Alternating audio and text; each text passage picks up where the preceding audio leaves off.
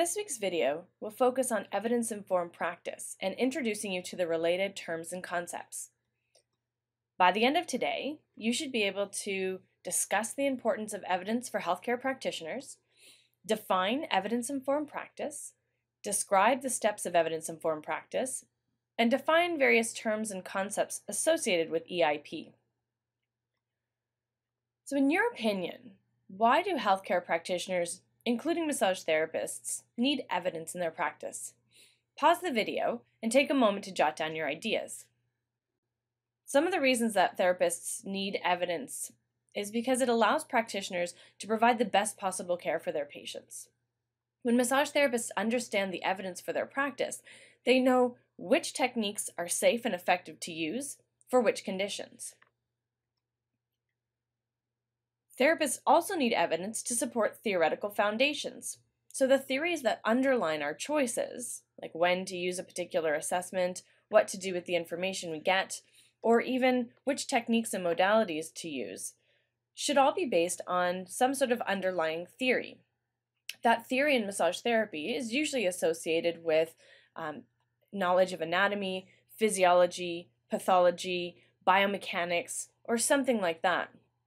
So you need to understand the evidence related to those topics so that you can apply it to your clinical practice. Evidence also encourages critical thinking. Evidence is constantly changing, and some evidence is good evidence, and some evidence isn't. So as a massage therapist, one of your responsibilities is to think critically about the evidence that you're reviewing and whether or not it applies to the situation at hand. The other way that evidence encourages critical thinking is by enhancing your practice, such that you use your clinical decision-making model and stop at points along the way to ask, what does the evidence say about this? And when we get into your clinical decision-making model from outcomes-based massage, you'll see that there are at least 2 places where you need to stop and consider the evidence, and you may find other places as we get into the details of it. Evidence also helps practitioners to distinguish between useful practices and those that might be harmful to patients. As I said before, evidence is constantly changing, and so massage therapists need to know what the most up-to-date information is about the practices that they have. One of the unique things about massage therapy is that their techniques have been used for hundreds, arguably thousands of years, but very little research has been done on how those techniques work, when they're safe and when they're not safe. So as we gain new information about this, massage therapists need to consider it and apply it to what they're doing. Sometimes evidence will cause us to start doing something new. Sometimes it'll ask us to stop doing what we've always done. And sometimes it will reinforce what we have always done and allow us to continue in that way. Evidence also assists practitioners in understanding what massage therapy can and cannot do. In healthcare, it's extremely important to be clear with your patients about which outcomes you can achieve and which goals you can help patients reach. Sometimes, because of the complex health conditions that our patients have, they have unreasonable expectations for massage therapy practice and massage therapy care. So it's important for massage therapists to understand the evidence around care so that you can communicate it with your patients and clearly articulate where massage therapy has a role and where it's not the most useful practice. Evidence fosters public acceptance of massage therapy and provides a common language by which to discuss massage therapy techniques. In current society, a lot of emphasis is placed on evidence. How do you know that works? There's a lot of information provided through the internet, and our patients are some of the most savvy consumers of information. They will look up information on the internet and bring it back to you and say, I read this on the internet and I think that it'll work for me, or not, whichever the case may be. But the more that massage therapy has available evidence and has researched its impact on health and the various conditions that we treat, the more publicly acceptable our practice becomes and the more people who access massage therapy. Evidence enables therapists to stay current, to be lifelong learners, and to be better consumers of healthcare resources themselves. one of the natural side effects of learning about research is that you now look at different research in the media with a new lens. So even when you're thinking about your or your family's healthcare options, you have more resources available at your fingertips to stay current and stay informed about what's going on. So what is evidence-informed practice? Well, using the definition by Sackett and his colleagues, or et al., evidence-informed practice is the integration of best research evidence with clinical expertise and patient values. So you can see each of those components as part of the pie here. We're going to break them down and talk more about what each means. Patient values are the unique preferences, goals, and expectations of the patients that you see. Everyone has a different reason for coming for massage therapy, they have a different health background, and they have different needs. So you need to consider what their preferences and expectations are when you create a treatment plan. Practitioner expertise is your ability to identify each patient's unique health status and the potential risks and benefits of interventions that you could use in your cases. This expertise comes from your entry to practice education as well as your clinical experience. Evidence is the best available research that examines the accuracy, safety, and efficacy of diagnostic and assessment tests, prognosis markers, and therapeutic interventions. So if we break this down, evidence is the best available research that helps us better understand how accurate, safe, and effective our tools are to understand our patients during assessment, to determine how a condition is progressing, which is prognostic markers, and how well our therapeutic interventions, like massage techniques, are working for different people and different populations.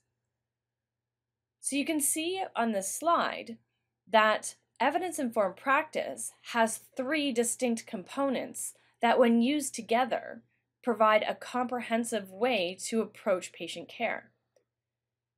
Evidence-informed practice must use all 3, patient values, practitioner expertise, and evidence, in order to be successful.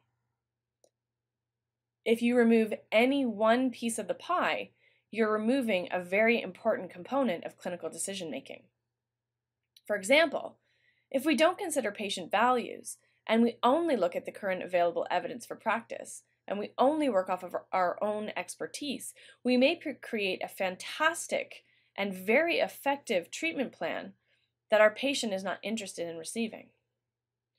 Similarly, if we don't consider the evidence, we may create something that is harmful because it's only based on our patient's desires or expectations and our current level of expertise.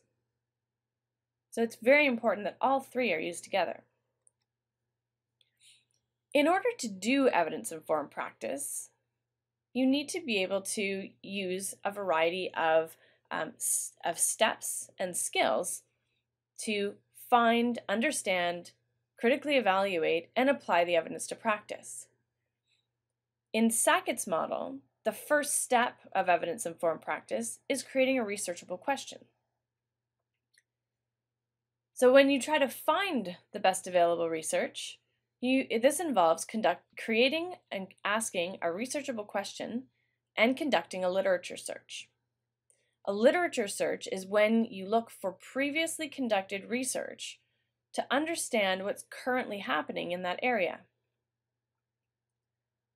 So the skills that you need to have in order to find literature is creating a researchable question and conducting a literature search. Each of these skills of evidence-informed practice will be part of modules during this course. Once you find the evidence, you need to understand it. And understanding research studies takes practice, and you need to also understand definitions of key terms. Some of the questions under understanding would be things like, what is a research study design? What is sampling and randomization? What's an intervention?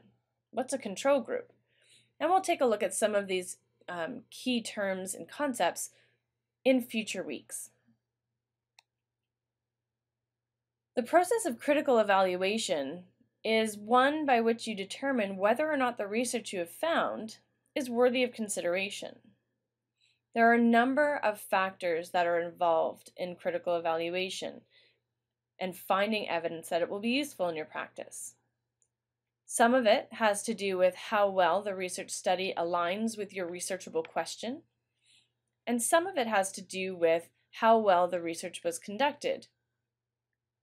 This process takes time and practice. The only way to get better at critical evaluation is to keep doing it and get feedback on your process.